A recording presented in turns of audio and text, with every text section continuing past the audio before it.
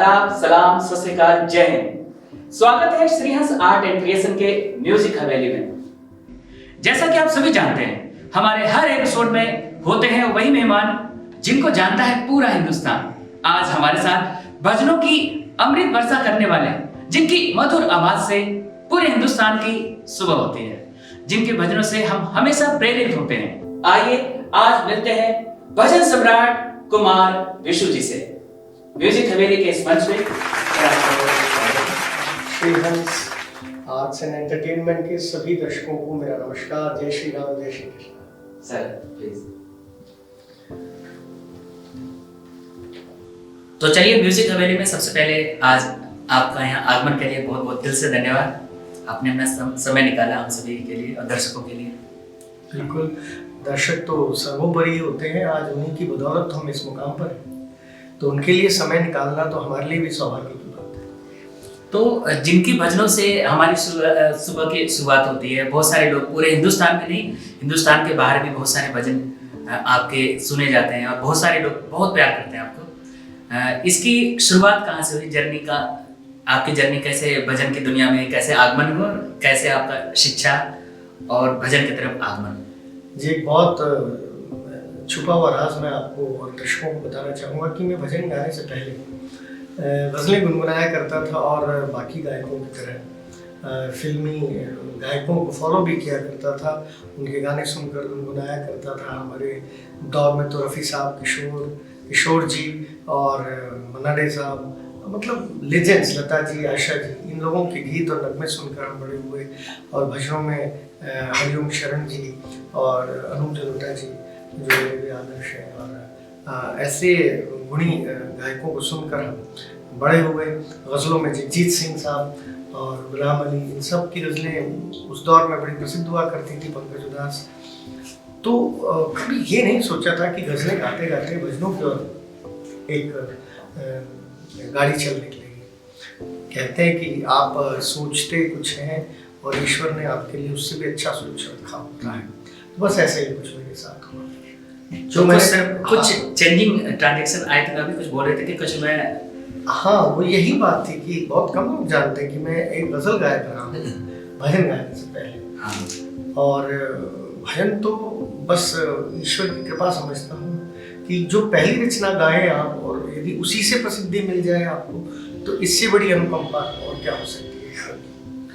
आपने लगभग 200 से भी ज़्यादा प्राइवेट एल्बम्स किए हैं, इतने सारे भजनों को आपने गाया है, तो कोई ऐसा भजन तो जरूर होगा जो आपके जीवन की दिशा को भी और दशा को भी एकदम बदल दिया है। बिल्कुल, निश्चित रूप से मैं तो उस रचना को सबसे ऊपर रखता हूँ जिसने मुझे एक भजन गायक के तौर पर दर्शकों और श्रोताओं के मन में जगह दी।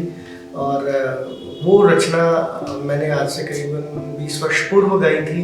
प्रभु राम की सुंदर सी चौपाइयाँ थी और दिल्ली के एक छोटे से स्टूडियो में मुझे वो गाने के लिए बुलाया गया। मैं उन दिनों कोरस भी गाया करता था स्टूडियो से। तो जब मुझे ये एक सोलो कंटेंट गाने का मौका मिला तो मैं स्टूडियो में पहुंच गया और बस ये सोचकर गाया कि शायद ये रिलीज़ नहीं होगा। किंतु कंपनी के जो ओनर थे, उन्होंने जब इसे डिस्ट्रीब्यूटर्स के पास भेजा तो वो इतना सुपर डुपर हिट हुआ। उसके रिपीट ऑर्डर्स इतने आए कि वो दौर था कैसेट्स और सीडीज का। अच्छा। तो वो रचना बहुत चल निकली और रामायण की चौपाइयों के उस एल्बम का शीर्षक था दशरथ के गर्जन में राम, सीता के मन भाए राम। और प्रभु राम की सुंदर चौपाइयाँ थी। आइए शुरुआत उसी से करते हैं हम। क्या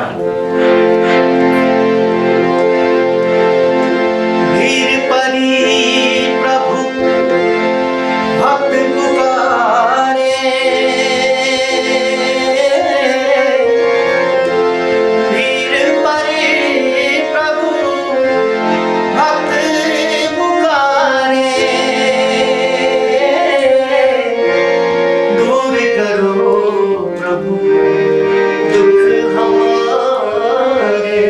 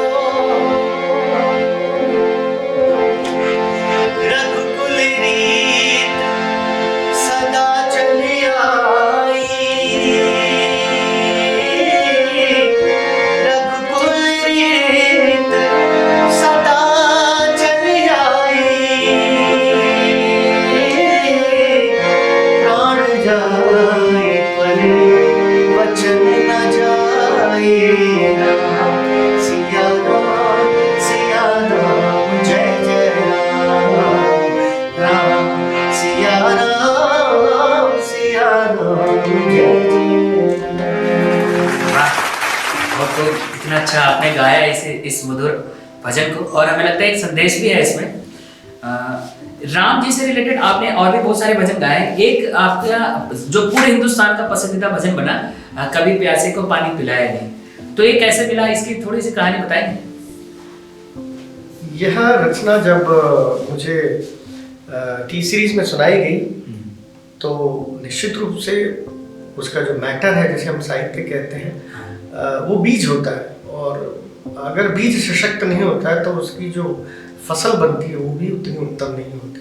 हम आज भी संगीत में ये मानते हैं, जितना सुंदर लिखा होगा उसको केवल संवारने का काम करता है संगीत निर्देशक और गायक, कंपनी बेचने का काम है।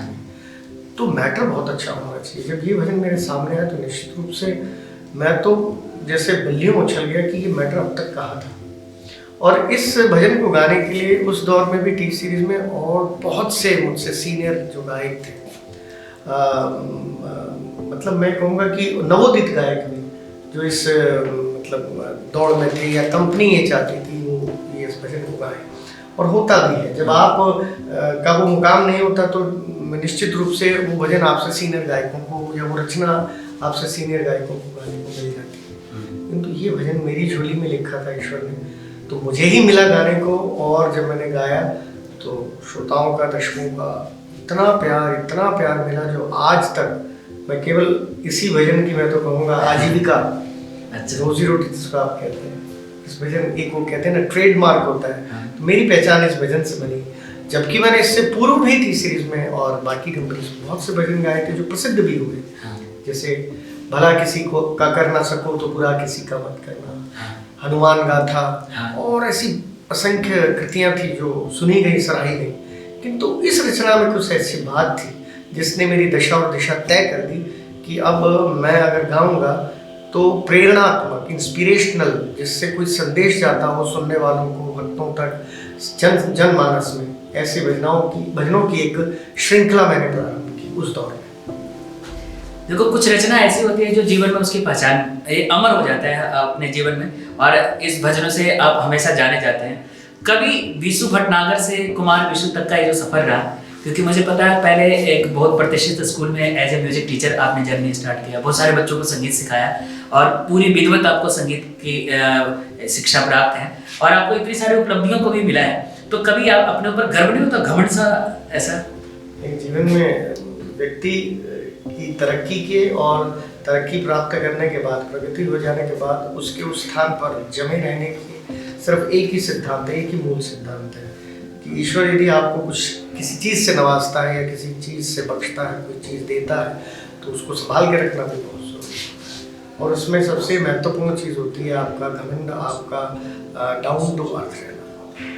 घमंड बिगाड़ता है, डाउन टू अर्थ आपको श्रोताओं के दिल में हमेशा जिंदा बनाया रखता है। तो ऐसा कभी कोई विचार नहीं है। पिछले 20 वर्षों से भी लगभग लंबा अनुभव रहा है इस भजन गायकी के क्षेत्र में, तो कभी ऐसा विचार नहीं आया कि मुझे बॉलीवुड के लिए गाने गाने हैं, भजन गायकी से अलग एक रूप दुनिया को दिखानी है जो आपके अंदर छुपा है? बिल्कुल संतोष, हर व्यक्ति चाहता है कि उसका फिल्म में भी गाना है, अगर वो गायक है। और पार्श्व गायक की जो एक उपाधि दी जाती है, कंप्लीट प्लेबैक जिसको आप कहते हैं, सिंगर, वो फिल्मों में गाने के बाद ही मिलता है ये मुकाम।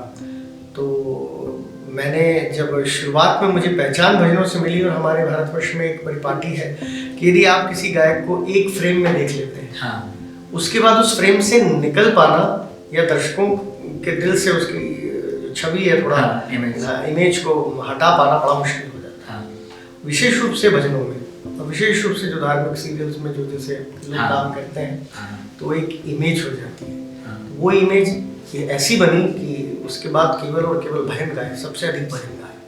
लेकिन सौभाग्यवश मुझे एक फिल्म तो मिली गाने को, जिसे मैं कह सकता हूँ, और वो मिली भी, देखिए, उम्र के इस मुकाम पर 50 वर्ष में, और बड़ी सराही गई वो अंतर्राष्ट्रीय फिल्मों के समारोह में, और हिंदुस्तान में जो हमारे फिल्म समारोह होते हैं। फिल्म का टाइटल जो शीर्षक था फिल्म करीम मोहम्मद, उसका टाइटल सॉन्ग मैंने गाया था, और उसमें यशपाल शर्मा जो थे मुख्य भूमिका में रहे। फिल्म बहुत चली भी और काफ़ी फिल्म फेस्टिवल्स में दिखाई गई। शीर्षक क्या था उस मूवी का? करीम मोहम्मद। ये कितनी अलग बात है दर्शकों कि हिंदुस्तान जहाँ पे कुमार विशु जी जो बहुत अच्छे भजन गायक है और इन्होंने मूवी में जिस शीर्षक को किया है, जिस फिल्म को किया है, उसका नाम ही करीम मोहम्मद है। चलिए, ऐसा ही हमारा अनूठा हिंदुस्तान है। आपके भजनों से हिंदुस्तान की शुरुआत होती है और न कि सिर्फ भारत, विदेश में भी आपके बहुत सारे चाहने वाले हैं। आप हमेशा कंसर्ट के लिए आउट ऑफ इंडिया भी जाते हैं। तो अभी जो कोरोना काल चल रहा है, तो विदेश के जो दर्शक है वो आपसे किस तरीके से जुड़ पाते हैं या कैसे जुड़ सकते हैं? छोटी सी करेक्शन करूंगा कि मेरे भजनों से ही नहीं, केवल भजनों से ही शुरुआत होती है। मैं तो कहूँगा भारत में और मुझसे बेहतर गाने वाले भी बहुत हैं और मुझसे सीनियर जो हैं वो भी हैं। और बाकी आपने प्रश्न किया कि विदेशों में हम जाते हैं तो बहुत स्नेह, बहुत प्यार, बहुत आदर मिलता है और वो लोग तो तरसते हैं कि भारत की धरती से जब कोई कलाकार वहाँ पर परफॉर्मेंस देने के लिए जाता है तो उनके लिए तो एक, मैं कहूँगा, एक यादगार दिन, एक यादगार शाम हो जाती है जब हम लोग जाकर परफॉर्म करते हैं। मैं क्या, कोई भी जब जाता है। एक कंपोजिशन है जो हिंदुस्तान का बच्चा बच्चा गुनगुनाता है, हर उम्र के लोग गाते हैं। तो मैं चाहूँगा कि क्योंकि हमारा म्यूजिक हवेली का मंच है और आप इतने अच्छे गाते हैं, तो क्यों ना वो भजन जो मेरे दिल के बहुत करीब है, कभी प्यासे को पानी पिलाया नहीं। जी बिल्कुल बिल्कुल। इस भजन ने तो मुझे पहचान दी है और संदेश छिपा है इस रचना की, हर रचना के हर अंतरे में। आइए थोड़ा गुनगुना देता हूँ। कभी प्यासे को पानी पिलाया नहीं, कभी प्यासे को पानी पिलाया नहीं, बात अमृत पिलाने से क्या फायदा, कभी गिरते हुए को उठाया नहीं, कभी गिरते हुए को उठाया नहीं, बात आंसू बहाने से क्या फायदा। मैं तो मंदिर गया पूजा आरती किए, मैं तो मंदिर गया पूजा आरती की, पूजा करते हुए ख्याल आ गया, कभी माँ बाप की सेवा की ही नहीं, सिर्फ पूजा के करने से क्या फायदा, कभी प्यासे पानी। वाह, ऐसी भजनों में बहुत सारे सार छुपे होते हैं, बहुत सारे संदेश भी छुपा होते हैं और इसी वजह से खासतौर से आपके कुछ चेतावनी भजन भी थे, जैसे अब घर घर में रावण बैठा है, इतने राम कहाँ से लाऊं। तो अभी जो म्यूजिक का दौर पहले भी था और अब भी है और आगे भी रहेगा, जो ट्रांजेक्शन हुआ है, अभी डिजिटलीकरण हुआ है, अभी आजकल हम डिजिटल मीडिया के माध्यम से अपनी भजनों को लोगों तक पहुंचाते हैं, तो ये जो परिवर्तन हुआ है संगीत के क्षेत्र में, एंटरटेनमेंट इंडस्ट्री में, तो इसे किस रूप में लेते हैं? हर दौर में, हर युग में संगीत एक ऐसी चीज है जो जिसका नाम ही परिवर्तन है और अगर उसमें परिवर्तन नहीं होगा तो वो उस दौर के श्रोताओं को पसंद नहीं आएगा।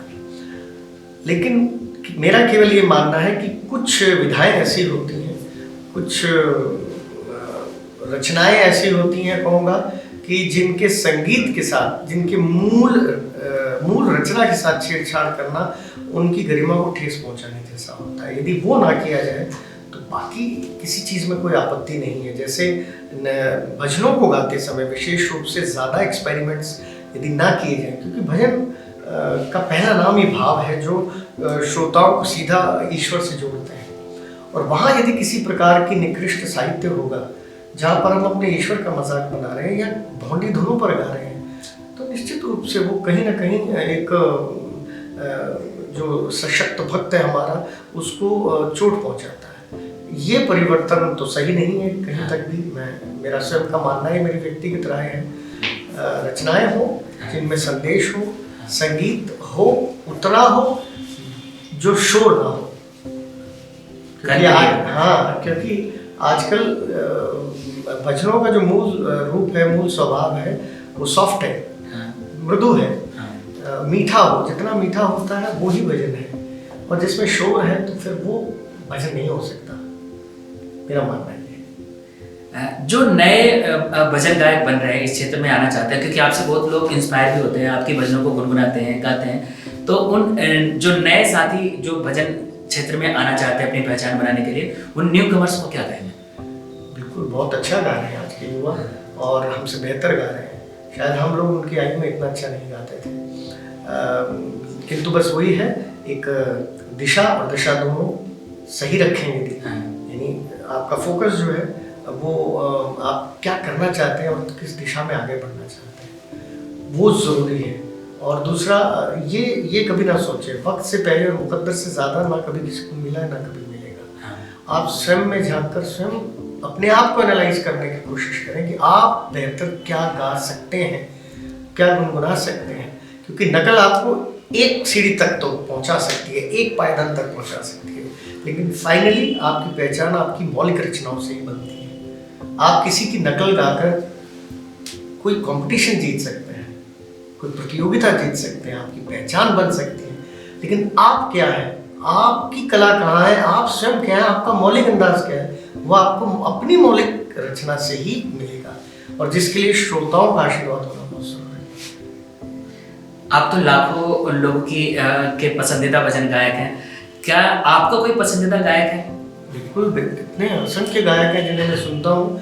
भजनों में मैं जरूरता जी को सुनता हूँ और उनकी शैली को कई बार प्रयास भी करता हूँ, लेकिन कमर्शियली हमें और भी डिफरेंट जोन्स में गाना पड़ता है, किंतु भजन की यदि बात है तो भजन की गरिमा होती है, एक खास फ्रेम होता है, उससे बाहर आप नहीं जा सकते। जैसे शास्त्रीय संगीत है, शास्त्रीय संगीत में आप नहीं कर सकते छेड़खानी, तो उसको जो भी शास्त्रीय संगीत के गायक है वो उसी दायरे में रहकर सम्मान से गाते हैं, और ठीक उसी प्रकार प्लेबैक है या कमर्शियल जो सिंगिंग है उसमें आप भले कितना भी एक्सपेरिमेंट करें, उसमें कोई आपत्ति नहीं है। और आजकल के गायकों में मुझे बहुत से गायक पसंद है, श्रेया घोषाल है फिर, और अरिजीत सिंह है, सोनू निगम है जिन्हें मैंने काफ़ी सुना है, और ऐसे असंख्य गायक हैं। सुरेश वाडेकर जी हैं पुराने गायकों में, जगजीत सिंह जी का नाम लिया, रफ़ी साहब हैं जिन्हें सुनकर हम बड़े, तो बहुत से गायक हैं, नाम लूँगा तो रात हो जाएगी। जैसे कभी कभी हम रास्ते में चल रहे होते हैं, कहीं सफर में जा रहे होते हैं, तो कहीं दूर कहीं आपकी आवाज़ पे भजन चल रहा हो तो आपको कैसा फील होता है एज ए कलाकार, एज ए गायक कलाकार या एज ए भजन गायक, कि आपके भजन कहीं चल रहे हो और आप वहाँ से गुजर रहे हो इत्तेफाकन, तो आपको कैसा महसूस? निश्चित रूप से बहुत खुशी होती है कि जब हमारा भजन बज रहा होता है। जब 20 साल पहले का मुझे याद है कि सीडी कैसेट्स का युग होता था, तो किसी भी तीर्थ स्थान पर जाते थे तो मंदिरों में ज़्यादातर वो लाउड स्पीकर्स होते थे, तो उन पर वो भजन बजा करता था। हरिद्वार जाते थे तो हरिद्वार में हर की पैड़ी पर भजन बजा करते थे। बहुत खुशी होती थी कि हमारी आवाज़ जनमानस तक पहुंच रही है और अच्छी रचनाओं के माध्यम से पहुंच रही है, तो ये ईश्वर की कृपा है। ईश्वर का तो पूरा साथ आपके साथ है, परिवार का साथ कितना आपके साथ है? पूरा साथ है, पूरा साथ है। एक सुखी परिवार ईश्वर ने मुझे दिया है। मेरी धर्मपत्नी है, वो भी संगीत के क्षेत्र से है और बहुत अच्छी इंस्ट्रूमेंटलिस्ट हैं, और बहुत अच्छे से उन्होंने, मैं कहूँगा जितना समय उन्होंने दिया है परिवार को, उसका तो शायद मैंने 20% भी नहीं दिया होगा, क्योंकि ओवर द इयर्स मैं तो शोज में रिकॉर्डिंग्स में व्यस्त रहा। तो बाकी से उन्होंने बहुत अच्छे से, 3 बच्चे हैं मेरे, 2 बेटियां हैं, 1 बेटा है। ईश्वर ने एक भरा पूरा और खुशहाल परिवार दिया है। तो म्यूजिक हवेली के इस मंच पे आज हम सभी बड़े लकी हैं, क्योंकि एक तरफ हमारे साथ भजनों के बादशाह, भजनों के सम्राट आदरणीय कुमार विशु जी हैं, और साथ में इनके परिवार के सदस्य, इनकी डॉटर जो पापा की राह पे चल रही है और बहुत बखूबी गाती है, और हमें लगता है संगीत के क्षेत्र में एक उभरता हुआ सितारा के रूप में आज हमारे साथ म्यूजिक हवेली के एक और मेहमान जुड़ चुकी हैं, स्वरांशी भटनागर। स्वरांशी, बहुत बहुत स्वागत है आपका। यू आर वेरी लकी, क्योंकि आपको इतने अच्छे प्यारे पापा मिले हैं, तो पहले तो बहुत सारी बधाई। बिल्कुल आपने बिल्कुल सही कहा। और पापा एक दोस्त के रूप में भी, एक मेंटोर के रूप में भी आपका पूरा सपोर्ट करते हैं, जहाँ तक मुझे पता है बहुत अच्छे गाते भी हैं। तो ये प्रेरणा मम्मी से मिली या पापा से मिली या दोनों से मिली? जी, तो मैं अपने आप को, जैसा आपने कहा, बहुत लकी है आप, तो बिल्कुल मैं अपने आप को बहुत लकी मानती हूँ कि मैं एक ऐसे परिवार में मैंने जन्म लिया जहाँ पे मुझे संगीत का वातावरण मिला। और दोनों ही मेरे पेरेंट्स, मेरी मदर भी और मेरे फादर भी, बोथ आर अमेजिंग म्यूजिशियंस, सो दोनों ही मेरे प्रेरणा हैं। तो कोई आपने संगीत की कुछ विधिवत ट्रेनिंग लिया या पापा से ही सीखा या कुछ इसका कोर्स या कुछ आपने कुछ किया संगीत के क्षेत्र में? जी बिल्कुल, बचपन से ही एक तो जो मुझे वातावरण मिला उसी में मैंने इतने अच्छे अच्छे लोगों को सुनने का मुझे मौका मिला। खुद से मैं बहुत लोगों को सुनती थी, पापा को भी सुनती थी, तो जैसे पापा भी बोलते थे कि सुन के जो आप सीखते हैं वो बातें आपको ज़्यादा आपके अंदर रहती हैं। तो जो मैंने सुन के सीखा वो आज भी मैं कंटिन्यू करती हूँ, उसको मैं बहुत ज़रूरी हिस्सा मानती हूँ अपनी ट्रेनिंग का। उसके अलावा मैंने शास्त्रीय संगीत में भी ट्रेनिंग ली और आज भी मैं उसको कंटिन्यू कर रही हूँ, शास्त्रीय संगीत की ट्रेनिंग को। ये जो नाम था आपका स्वरांशी, रिकमेंड किसने किया, किसने रखा, दादी ने या पापा ने या मम्मी ने? इसका जवाब तो मुझे लगता है पापा बेहतर देंगे। इसके पैदा होने से पूर्व हम दोनों ने सोचा था, तो नाम खोज कर जब लाया गया तो सोचा कि बेटा होगा तो स्वरांश रख देंगे। अब हुई बिटिया, तो हमने कहा नाम तो हम नहीं बदलेंगे, इसको स्त्रीलिंग कर देंगे, स्वरांश से इसे हमने स्वरांशी कर दिया। तो ये तो बहुत अच्छा गाती थी, क्योंकि सुरीली इतनी। ईश्वर कहते हैं ना, जब नाम दिया जाता है तो शास्त्रों में भी लिखा है कि यथा नाम तथा गुण। ऐसा नाम यदि ऐसा गुण व्यक्ति में आ जाए तो इससे बढ़िया बात। और आप भी बहुत भाग्यशाली हैं, क्योंकि अगर पिता के द्वारा सिखाए गए रास्ते पे बच्चे चलते हैं ना, तो एक एज ए फादर बहुत अच्छा अनुभव होता है। और आपने तो बहुत सारे गाने एक साथ गाए हुए हैं एज ए डुएट। दोस्तों, म्यूजिक हवेली के इस मंच पे आज एक तरफ स्वरांशी हैं तो एक तरफ कुमार विशु जी हैं, जो हमें हिंदुस्तान का ऐसी पहली जोड़ी हमें लगती है जो पापा भी और बिटिया भी दोनों मिलकर भजन गाते हैं और गाने भी गाते हैं, और जो बिल्कुल दिल से गाते हैं, दिल तक पहुंचता है। तो एक डुएट जो जोड़ी आपने शुरू किया, बहुत सारे जर्नी में बहुत सारे आपने एल्बम्स किए भी हैं, तो उसकी थोड़ी सी एक आध लाइन जो दोनों एक साथ गुनगुना सकें। जी बिल्कुल, मैं एक गज़ल सुनाना चाहूँगी और ये मेरी जैसी एक यंग म्यूजिशियन ने गाई है गज़ल, अन्वेषा नाम है जिसका, होम स्टूडियो पे रिलीज हुई थी और ये मुझे बहुत ही पसंद आई, तो मैंने इसको तैयार करने की कोशिश करते हैं।